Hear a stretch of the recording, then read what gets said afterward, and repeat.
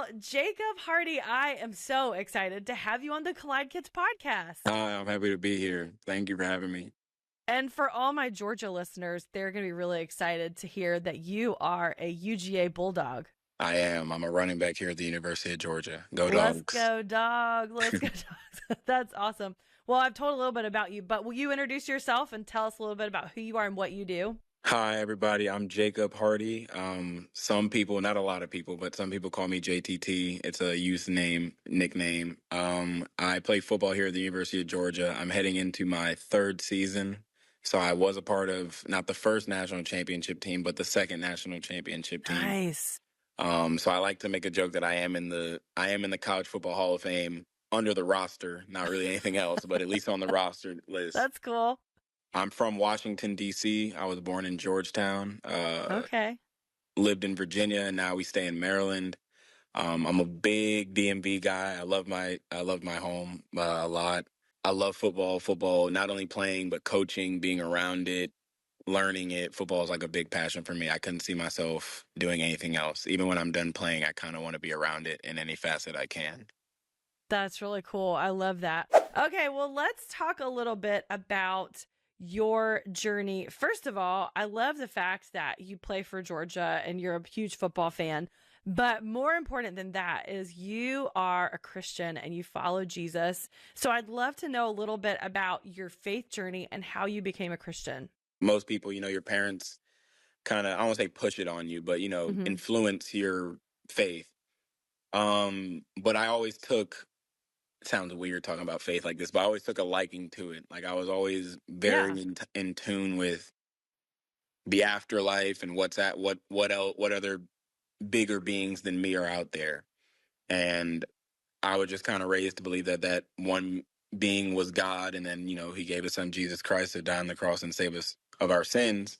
Yeah. And that's always what I believed in. I've had moments where my faith has been tested. I lost my aunt in 2020 to pancreatic cancer, and she was like my second mom. So like there was a point because I didn't understand why God would let something like that happen. I lost a childhood friend not that far after, probably around 3 months later.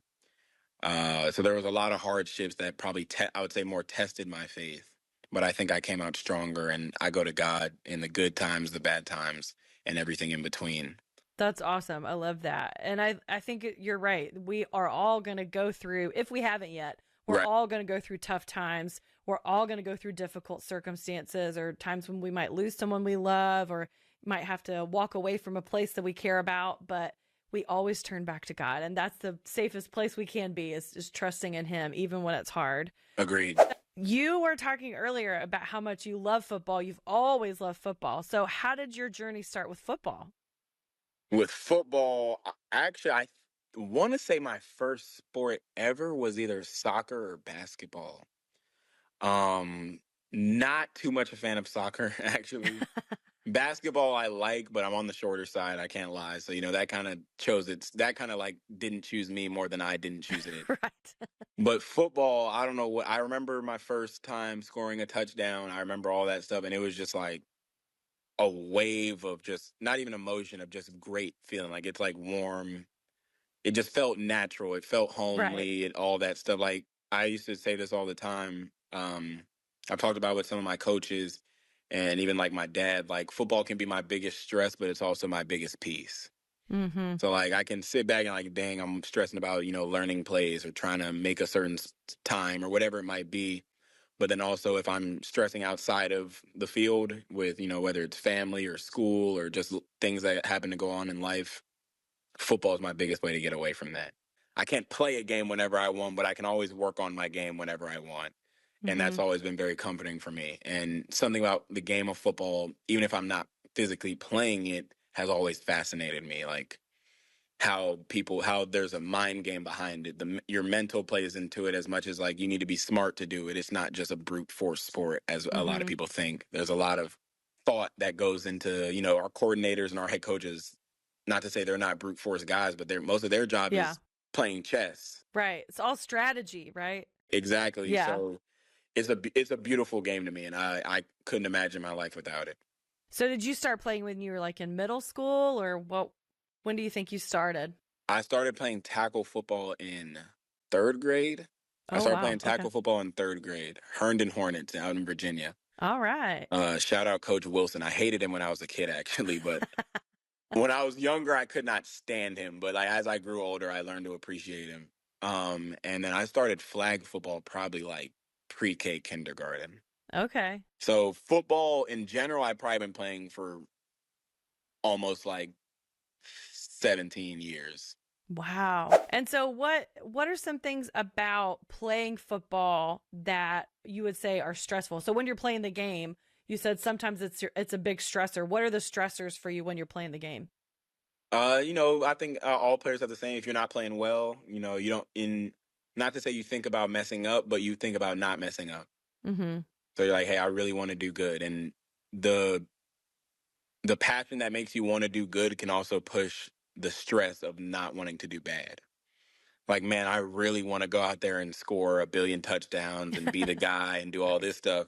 But then naturally, as you think about wanting to do that, you're going to think about, well, what if I fumble or what if I this? Mhm. And after coming to Georgia, you kind of learn to like, not to say just forget about the bad thoughts because they're always going to be there and they are a possibility and you don't want it to just never be in your head, but you learn to manage them Mhm. and kind of keep them at what they are. Like, these are just thoughts.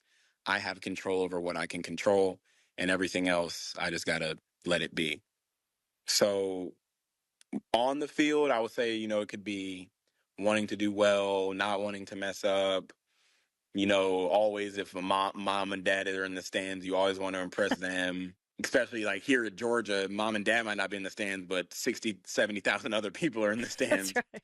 And I love Georgia fans, so not them, but fans in general will flip on you very fast. Yeah, yeah. So you're always keeping that in your mind, like you make a bad play, you're like, I already know some guy sitting on his couch typing a Right. four page YouTube comment about how I'm the worst player in America and I need to give up football for the rest of my life. So That's right. We're all sitting on the couch eating like chips and salsa and watching you guys like get, pummeled out there. So Mhm. we all have a perspective that's different than what you do. What are the things that you are really good at when it comes to football? Like, what are those talents or those skills that you have that just, like you said, just comes so naturally? So I actually played receiver most of my life.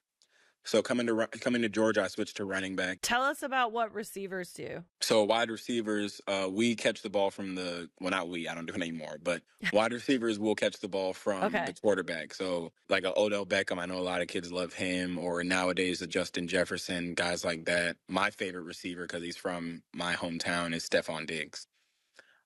He's actually my favorite player ever. But Okay. there's a lot of skill that comes with receiver, where a lot of football positions can be a brute force. I know I said they aren't, but a lot of positions Mm-hmm. can be brute force. Receiver most times come with a lot of skill, a lot of grace, a lot of learning how to control your body and almost make people control their body in a way you want them to. Mm-hmm. So like I got to make a cornerback or a DB think I'm going one way and fully make him go that way when I'm really going somewhere else, While also catching the ball at the while same time. also catching a ball from, Carson Beck, who's beaming it. Right. So, and we got to do that in the matter of 2.5 to 3 seconds. All Right. of That's that. a lot of things to think about at once. Right. So now what A running position do you play? back. I Running play back. running So what back. does a running back do? So running backs, we're usually right next to or behind the quarterback. We get the Okay. ball a lot faster, which I do appreciate. So, if it's a run play, it's hike, hand the ball to me. And whereas, receiver, I might got to run around, get open and do all this stuff. So this one, the appreciation of getting the ball comes faster. Mm-hmm.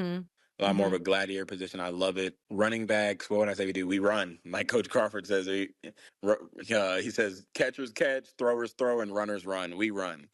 We're Yeah. supposed to run hard and as best as we can, run straight north and south. Try not to go left and right. If you can get a good 5 yards of carry, you'll go somewhere.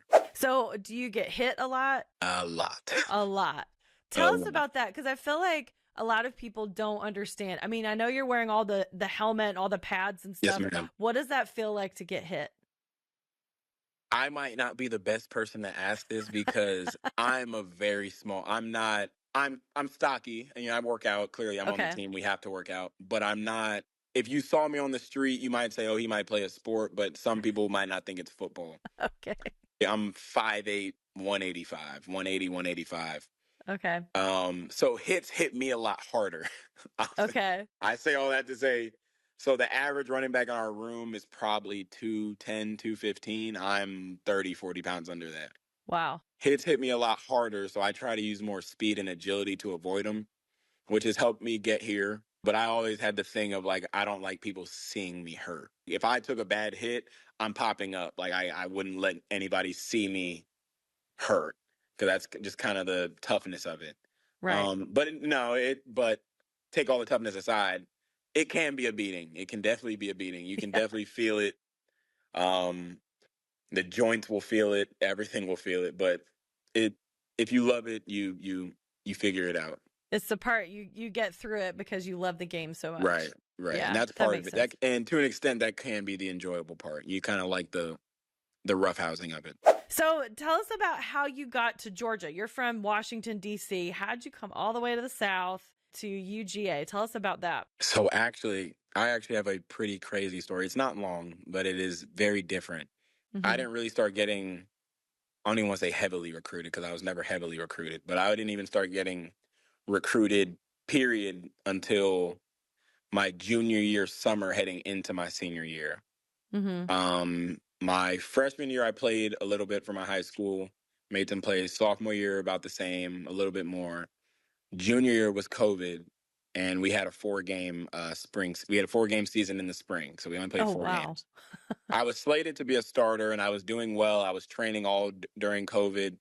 Everything was looking good. And a week before our first of those 4 games, I tore my hamstring in practice. Oh, no. So I missed that entire 4 games. I mean, it was only 4 games. It was only 4 games. But that was my junior season. So I missed my entire junior season. Wow. But luckily, one of my coaches would record certain players at our practice.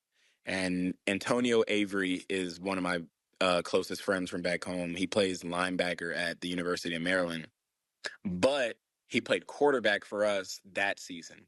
And he's like, when I say I'm small, he is the prototype size for like 6'4", 6'5", 240, can run, can jump, everything. So every school in the country, like I think he had like 40 offers when we were in high school. But luckily for me, when Georgia was looking at him as a tight end and quarterback, I think it was both. But they were looking at him for tight end and quarterback. And when they were recruiting him, they were like, well, who's this kid he keeps throwing to in practice? Because he's making some plays too. Luckily, that happened to be me. Oh, nice. So when they invited him down to Athens for a private workout, they invited me as well. It went pretty well, and I was able to earn a preferred walk-on spot at the University of Georgia. And that was kind of how my journey started, off of an iPhone practice clip, of a video of someone else. A video of someone else throwing me a few passes. That was how I got to the University of Georgia. That's amazing. I love that. And I love that your coach would like take video of just of the practices too, because lots of amazing things happen there just as well as the game. So that's good. Let me ask you this. What is it about football that teaches you about your relationship with God? What are some things that you're learning in football that you feel like line up with your faith or show you more about who God is? Honestly, trust in the process. Especially at Georgia, coming in as a walk-on. I've been told I'm not expected to play in my 4 or 5 years as a walk-on. Now, am I accepting that? No, but I believe in God's path. So for me personally, I trust that God has a plan for me, and I'm going to stick to that. For the team aspect, like for a football team and how we relate our things back to our faith and God and bringing it all back to our spirituality, process of, let's say, a hard season or a hard practice or anything like that, like, okay, Bama week or SEC championship week or national championship week, we know this is going to be a fight. But when we get to that game, we got to trust that that all the work we've put in, all the faith we have and everything we've done is going to come out and work in our favor. The same way God tells you, like, if you just believe in me, you'll be good. Like, I'll take care of you. You'll be with me for eternity in heaven and all those great things. And that's how they kind of coincide. I think football can teach a lot of different aspects of faith through relationships with others, relationships with yourself, self-talk with yourself, talking to others, communication. I haven't been on a football team that doesn't pray before a game. Even if some of the guys, even, as crazy it is, even if coaches or players don't believe in God, for some reason, everybody feels like you have to pray before a game. Yeah. So I just think football and faith are very closely tied. I think a lot of sports and faith are very closely tied, but football, maybe it's because of the brute force behind it that, you know, everybody always wants like a little extra, like, hey, God, like, take care of me. Covering. Like, yeah, like, hey, God, you know, I know I didn't go to church Sunday, but like, can you help me out? Like, just make sure I'm okay. Like, right. I think people, that might be why, but a lot of it, I think football and faith coincide together beautifully. And that's another reason I really love football. Yeah, I do too. And I think for me, I think whenever I've played on a sports team where I've been in like you get to know the people on your team really well, you connected with them, like you said, build those relationships and you depend on each other. And just like in our lives, we can't just have our own faith where we don't go to church, we don't get involved with other people that believe what we do. We need to work together to glorify God, to help other people, to serve in our communities or whatever. And so I think any team sport is going to teach you about how much we can't just depend on ourselves. We have to rely on God and rely on our team. I agree. No, I agree. Our chaplain, Thomas Settles, we actually have weekly Bible studies.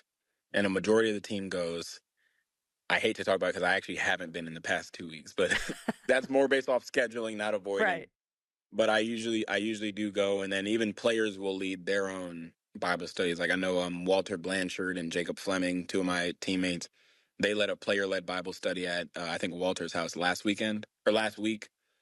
So faith is very big on the team. Guys talk about it. We bring it up. We point each other to God, even in the hot, burning sun when we're doing sprints.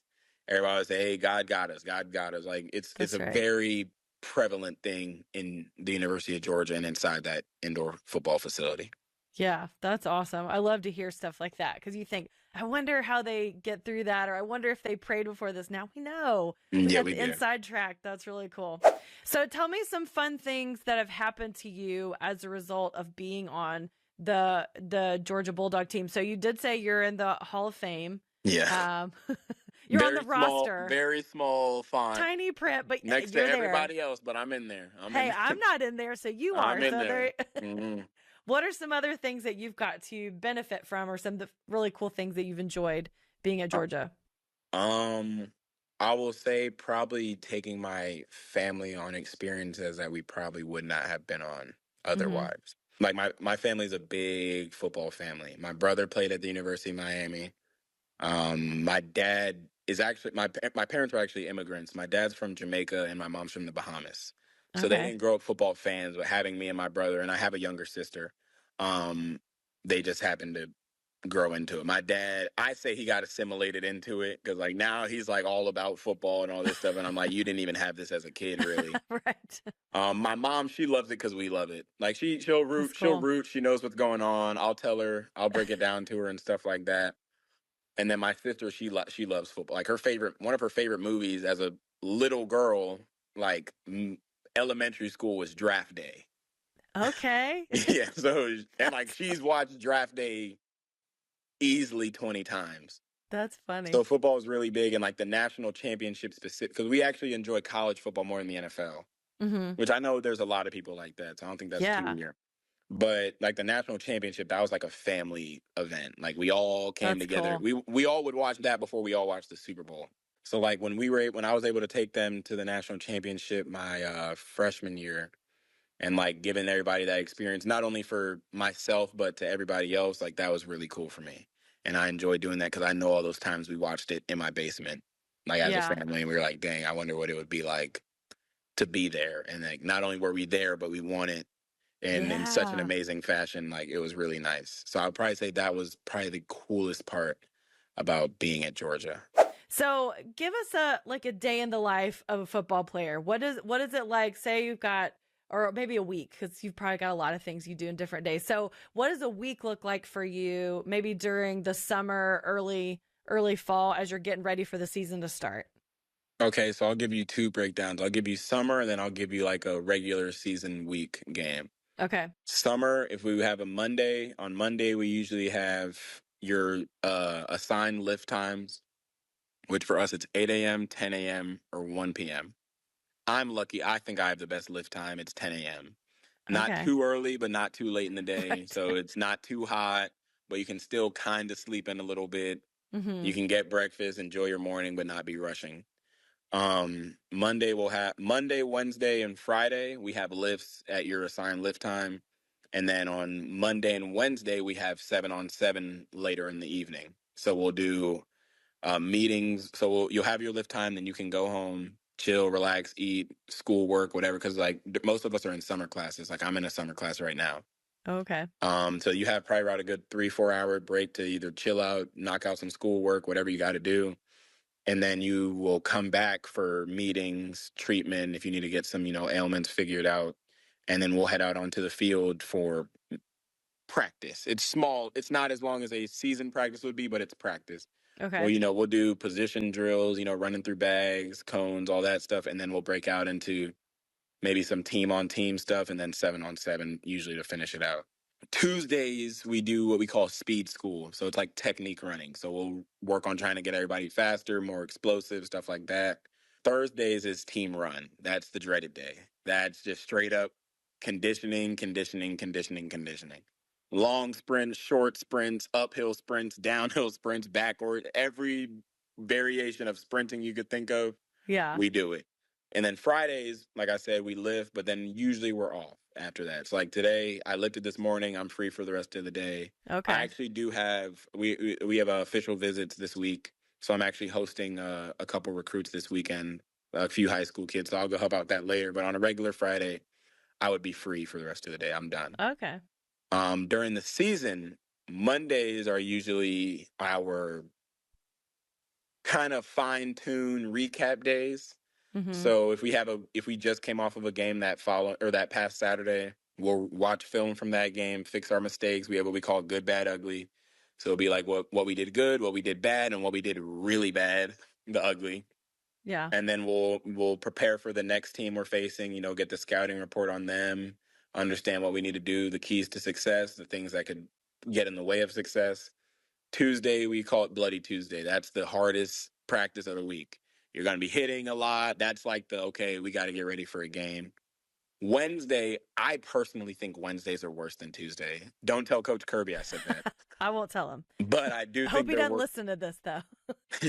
The only reason I think they're worse is because we do lift on Wednesday.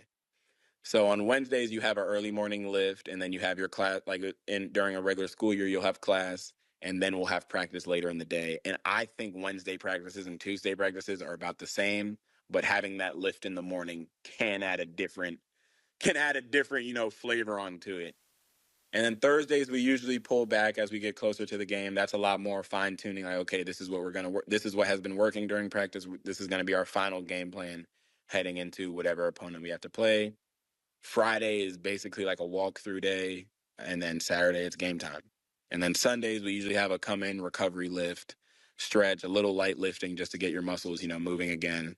It might not be full go, but we're doing something every day of the week during the Every season. single day of the week. Wow. So if there's anybody out there that's like, man, I want to play football for college one day, just know this is your schedule. Yeah. This is what you got. But if you love the game, it's worth it, right? It's worth all of that to That's go what through. we actually talk about it as we're working out, because you have to remind yourself. Right? We like this, right? We like this. Yeah, you have to remind yourself. I strongly mean this, and I know some people say it to like not intimidate, but discourage people. I more say it to give you a different perspective. If you truly do not love this, don't do it. And Yeah. I really mean like you're gonna waste your time. You're gonna waste a lot of emotion. I've seen, not here, but just in general throughout my entire life of playing football, I've seen a Sure. lot of people force themselves into this sport and make themselves highly disappointed. Yeah. If you don't like it, tell your. And I know, especially with younger kids, there's always that one dad basically forcing them to play this. Luckily, my dad wasn't like that. If I told my dad I wanted to drop out and paint pictures, he would have supported me with that too. But if you really don't love this, trust me, it's not easy. Yeah. Do not find something else. please, for your own peace, find something else. I don't mean that. I'm not saying that to discourage anybody. I'm Right. saying that to tell you, if this isn't something you see yourself doing and want to do, don't do it. Yeah. Well, that's a good perspective to have. Just make sure this is really something you want. And to Yeah. go through all of what you have to go through to get to that place, you've really got to have some dedication and resilience. So that's really important. So I love that you shared it. Well, Jacob, this has been so great. I have loved getting to talk with you, and I'm such a huge UGA fan, so I'm so excited for you and this upcoming season. Before I let you go, I always ask my guests to tell me a memory from when they were a kid. So do you have a memory you want to share with us today? I do, actually, and it's probably more sappy than anything. Okay. But when I was little, my dad my parents have always been together, 35, 36 years marriage. But my dad used to work a lot, travel, because he just had to travel a lot. So when I was younger, when my dad could pick me up from school, it was like a big deal for me. And I used to go to this after school program. It's kind of like YMCA, but not the ghetto version, but like the less known version of YMCA. But I loved it. But we used to play football. We used to have check-in time, homework time, snack time, and then like recess basically after every school day. And then when we would play football out there with like all the counselors and stuff like that. And I used to vividly remember on Fridays, my dad could usually pick me up. So he would. And I vividly remember one time they didn't actually kick it, but they would throw it off. Like when they would give the ball back to the other team, and I was the one they would always return because I was pretty fast. And one time he was like, Jacob, like we gotta go home. And I was like, Dad, can I get one more? He's like, good, fine, but you better score. And he was just joking. Yeah. So they threw the ball off, and I caught the kick, and I run it all the way back. And I juked out like our camp counselor, like a grown man, because everybody else is kids, third, fourth grade. But like the camp counselor, he's like a grown man. So I juked him out, and I ran all the way to the end zone. It was a soccer goal, but I ran all the way to the end zone. This is a Selden's Landing Elementary School, if anybody goes there and knows the place. Nice. And after that was done, I literally like put the ball down and just ran to my dad. And I vividly remember him like picking me up in the air, all that stuff, which like me and my dad are like almost like too tight now to where I would never admit that memory to him now. I'd feel like I wouldn't let him get that leg up on me. But as a kid, like I do like vividly remember that happening. And that was always like a key memory I always kept in the back of my head. That's good. I love that. That's really cool that your dad was there to see that and he called it for you. So that's good. Well, tell our listeners where they can find out more about you. Obviously, they can watch UGA and they'll be, what's your number so we can find you on the field? Number 45. 45. All right. We're going to be looking for Jacob Hardie on the field this season for sure. We're having a camp this summer, July 13th. I know that's going to be passed by the time this comes out, but they might miss it. We plan to run it again. We plan to make it an annual thing. So if you hear about it in August, plan for next July then. There you go. But yeah, I'm trying to be around in the community to honor, my family and friends who have passed, who are big into, giving back. So if you're ever in Athens and you need anything, please reach out. I do free appearance. I'm not charging nobody. I do charity work for anybody. That's one of my missions as myself. So I'm big into charity. I'm big into giving back, and I'm extremely big into mental health. I can talk about mental health for hours. So if you are ever in struggle or anybody, I'm open about it. I go to therapy once or twice a week. So if anybody needs anything, please, or just a conversation, hit me up. I'll respond. That's awesome. I love that. Well, thank you so much for being on the show today. This has been so fun talking to you, and I'm so excited for this season. So go Dogs. Go Dogs.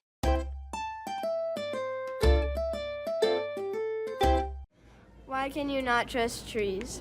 Why? Because they're super shady.